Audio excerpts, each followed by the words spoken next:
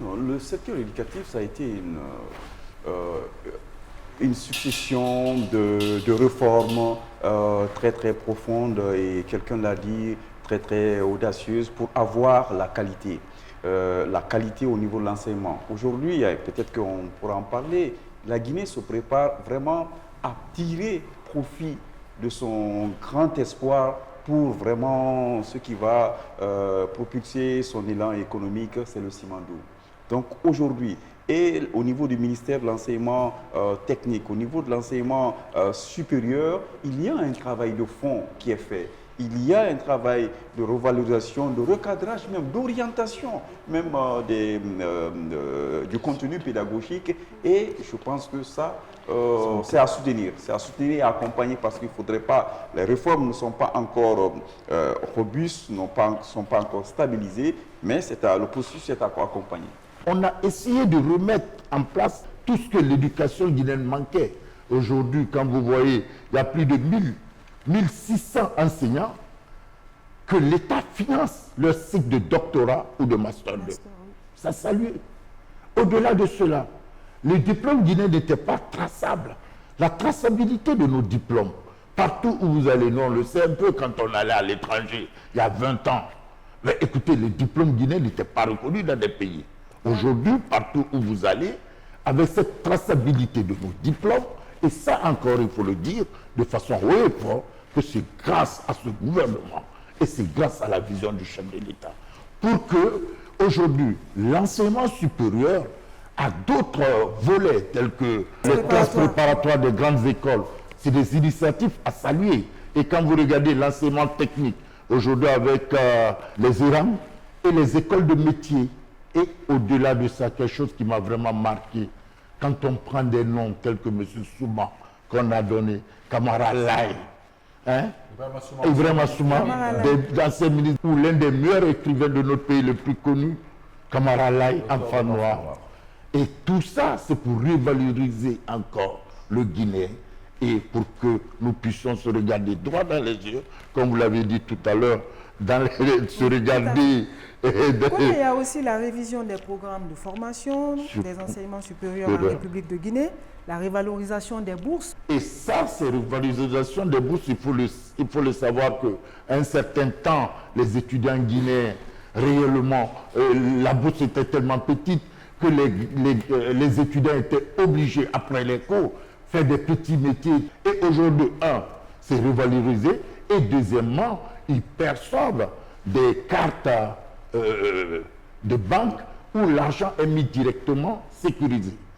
Et pour dire en plus que ça les permet réellement demain de se dire que en 6 mois, je dois avoir tel montant.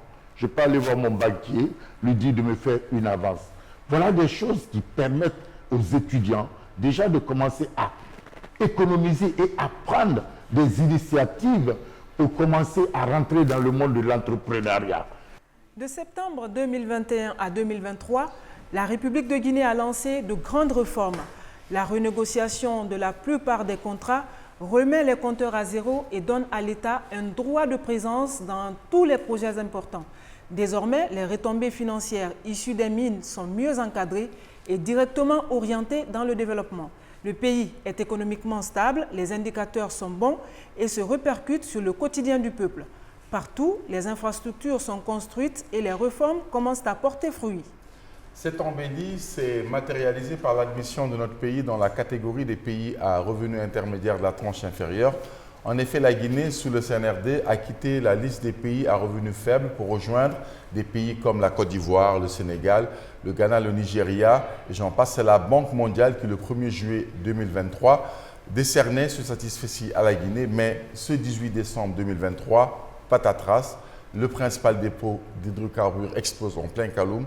Les difficultés s'accentuent, mais la résilience de notre pays s'exprime à nouveau, comme en témoigne cet élément. Le deuxième axe prioritaire de la transition, tel que défini par le général Mamadi Doumbouya, chef de l'État, chef suprême des armées, se concentre sur le développement économique essentiel pour amorcer un processus de transformation économique durable en Guinée. Cet engagement vise à garantir le bien-être de la population à travers des initiatives structurantes et des réformes économiques audacieuses. Sous la direction du président de la République, la Guinée s'est résolument engagée à diversifier son économie, renforcer ses infrastructures et valoriser ses ressources naturelles de manière à maximiser les retombées pour le peuple souverain de Guinée. Le développement du secteur minier, la promotion de l'agriculture ainsi que l'investissement dans les énergies renouvelables sont autant de leviers actionnés pour stimuler la croissance économique. Par ailleurs, la lutte contre la corruption, l'amélioration du climat des affaires et la modernisation de l'administration publique sont des réformes essentielles pour créer un environnement propice à l'investissement et à l'entrepreneuriat. Ces efforts visent à réduire la pauvreté, à créer des emplois et à assurer une répartition plus équitable des richesses. Le général Mamadi Doumbouya, chef de l'État, en plaçant l'économie au cœur de la transition, démontre une vision claire, celle d'une Guinée prospère où chaque citoyen bénéficie des fruits de la croissance. Cette stratégie ambitieuse, portée par une gouvernance responsable, marque une nouvelle étape dans la marche de la Guinée vers l'autosuffisance et le bien-être collectif. Convaincu de l'importance de la transparence et de la lutte contre la corruption pour un décollage économique, le chef de l'État, chef suprême des armées, le général Mamadi Doumbouya, a pris des mesures énergiques pour assainir l'économie guinéenne. La création de la Cour de répression des infractions économiques et financières CRIEF et le travail du vérificateur général sont des illustrations de cet engagement. Les réformes économiques ont porté leurs fruits. La Guinée a progressé dans le classement de la Banque mondiale, passant de la catégorie des pays à revenus faibles à celle des pays à revenus intermédiaires. Cette progression est le résultat d'une gestion rigoureuse et transparente des finances publiques qui a permis d'augmenter significativement le revenu national brut et de stimuler la croissance du PIB. Les infrastructures ne sont pas en reste. La capitale Conakry et les 4 régions naturelles du pays sont en chantier avec des projets majeurs boostés par les autorités. Les infrastructures routières connaissent aujourd'hui une évolution fulgurante et significative pour le grand bonheur des populations. Dans un élan de suivi rapproché des projets, le président de la République a instruit l'accélération des travaux de bitumage des voiries des 11 villes qui n'avaient jamais connu de bitume. Le gouvernement a également mis un accent particulier sur le lancement des travaux de construction des routes transfrontalières, notamment l'Abé-Mali, l'Olanzo et d'Abissekebo, frontière Guinée-Bissau. Pour ce qui est des pistes rurales, plus de 300 km de routes ont été réalisées.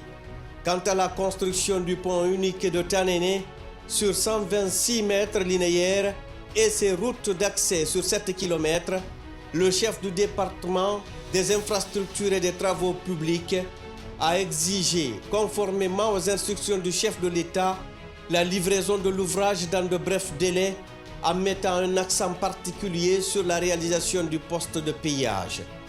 Il a aussi relancé les travaux de la route Kankan-Mandiana et les voiries de Kankan. La signature d'un accord avec le Japon pour la construction du pont unique de Farana a aussi été effective. Soucieux du bien-être des Guinéens, le président de la République a par ailleurs instruit le démarrage effectif des travaux de réhabilitation des tronçons Mamou-Labé et Mamou-Farana. En outre, un plan global d'entretien du réseau routier guinéen est mis en place avec les techniciens du département des infrastructures et des travaux publics. Ces initiatives du chef de l'État témoignent de la volonté du général Mamadi Doumbouya d'améliorer les conditions de vie de tous les Guinéens.